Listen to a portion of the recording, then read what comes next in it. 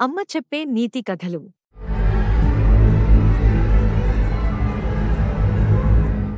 అనగనగా ఒక పెద్ద అడవిలో అన్ని జంతువులు సంతోషంగా నివసించేవి. ఆ అడవిలో సింహం రాజుగా ఉండేది. ఆ సింహం చాలా న్యాయంగా పరిపాలించేది. ఒకరోజు ఆ అడవిలోకి ఒక వింత జంతువు వచ్చింది.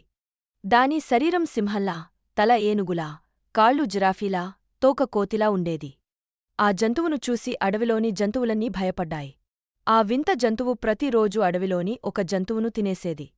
మొదట చిన్న కుందేళ్లను, తర్వాత లేళ్లను, ఆ తర్వాత జింకలను తినేసింది. జంతువులన్నీ భయంతో వణికిపోయాయి. చివరికి జంతువులన్నీ కలిసి సింహం దగ్గరకు వెళ్లాయి. మహారాజా! మీరు మాకు రక్షణ కల్పించాలి అని వేడుకున్నాయి.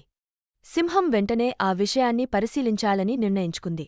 సింహం తన స్నేహితుడైన నక్కను పిలిచింది. నీవు చాలా తెలివైనవాడివి. ఈ సమస్యకు పరిష్కారం కనుగొనాలి అని చెప్పింది. నక్క కొంతసేపు ఆలోచించి ఒక ప్లాన్ వేసింది. ఆ మాయా జంతువు గర్వంతో నీటి దగ్గరకు వెళ్ళింది.